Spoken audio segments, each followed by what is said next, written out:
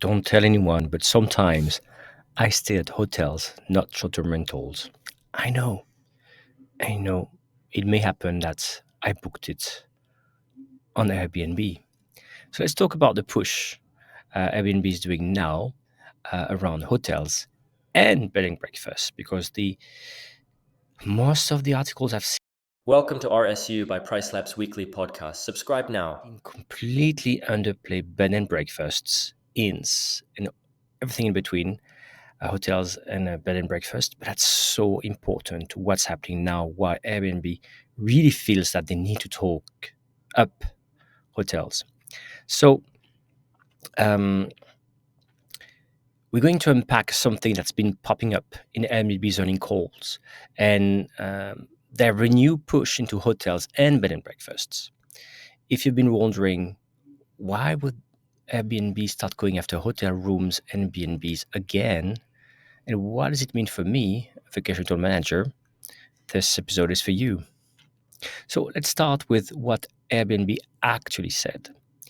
In its Q2 2025 earnings call, CEO Brian Chesky said the company would be going significantly more aggressively into hotels, more aggressively into hotels.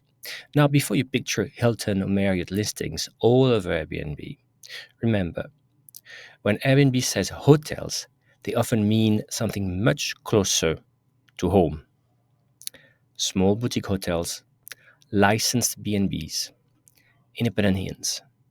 Think 10, 40 rooms, often owner-operated, sometimes family-run, usually with a more local flavor than a chain property.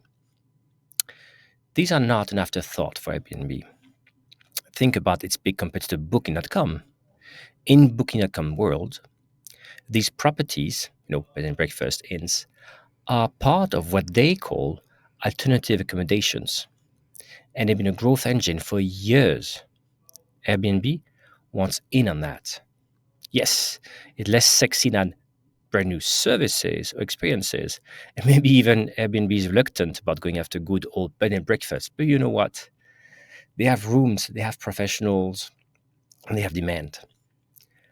So, three big reasons why Airbnb is going after this, right? One, the investor optics. Experiences and services may sound exciting, but they're slow to scale. Hotels and B&Bs, well, the demand is already there. People search every day for a bed to sleep in. And adding this inventory is a proven growth lever. Two, seasonal supply gaps. In peak season, short-term rentals can get booked up. Hotels and B&Bs can fill those gaps instantly. No need to onboard a new host who's never been listed before. Three, competitive play, right? Booking.com dominates Europe with its mix of hotels and alternative stays. By onboarding hotels and B&Bs, Airbnb is essentially running Booking.com's playbook in reverse, trying to get hotel guests to discover home rentals. So where's the strategic fit here as well? Um, but in a way, if you think about hotels, but B&Bs, right? It's part of putting the B&B back in Airbnb in a way, right? Licensed bed and breakfast, for example, they tick several boxes for Airbnb, right? Brand alignment, they offer authentic local experiences, often with the host or innkeeper greeting you in person. That's classic Airbnb brand territory, at least what they said they wanted to go after. Second, regulatory advantage. B&Bs are licensed in most markets. That means Airbnb can grow supply without running into short-term rental bans that affect whole home listings. Three, tech integration. Airbnb has already started integrating with PMSs that cater to small hotels and B&Bs, but they'll need to go further to make onboarding smooth for innkeepers. And four, economic appeal to operators. Airbnb's commission rates are often lower than Booking.com's 15, 17%. Um, Booking.com rate usually 15, 17%. You have pay to play, for example, to be featured in preferred and rank higher.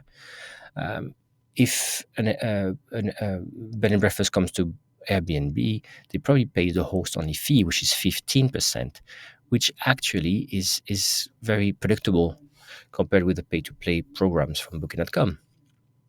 So maybe that means more margin for the innkeeper or a lower price they can display on Airbnb than on Booking.com, which is what Airbnb wants. Airbnb wants affordability.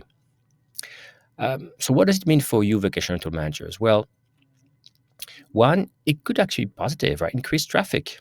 Airbnb can start buying traffic keywords around people looking for hotels and B&Bs.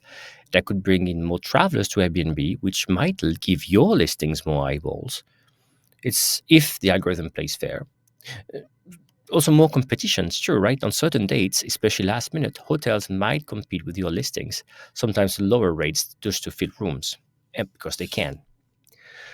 So pricing pressure could be here, right? If hotels and B&Bs use aggressive last-minute discounts, you might feel pushed to match or differentiate in other ways.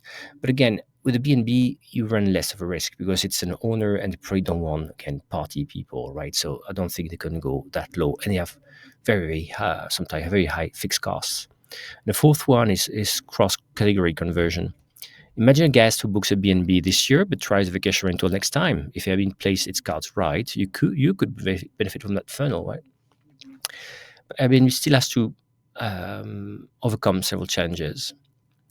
Right now, if you go to the website, the stay section under Airbnb is labeled homes. Hotels and B&Bs are tucked under their own categories, but you have to look for rooms. So they're kind of hard to see, right? Plus, Airbnb's own marketing often position hotels as the lesser choice compared to a whole home rental. You've seen the ads. Basically, they tell you that hotels are busy things nobody wants, and you really want a whole home. So, how's that going to jive with their own marketing? That's going to be tricky. So, here's the takeaway: Airbnb's hotel and bed and breakfast push. It's not about attracting giant chains, right? It's about small, independent, often family-run accommodation that share a lot of the DNA with the original short-term rental owners, right? They're entrepreneurs, they're local, and they feel like they would need to fight against giant, like the hotels, for example, and they feel they probably want a cheaper channel to get bookings than Booking.com. So for vacation rental managers, this is a reminder to keep an eye on how Airbnb is shaping its supply mix because shifts in what they promote can directly impact your visibility, your pricing strategy, ultimately your bookings. Uh, I've written on Rental Scale Up two articles, one about the hotel strategy, one about the bed and breakfast strategy. Feel free to share that. Up till next time, you take care, and I'm going to go back to my to booking a hotel on Airbnb or a short-term rental on Booking.com. I'm not sure. Maybe I'm just going to book direct. Cheers.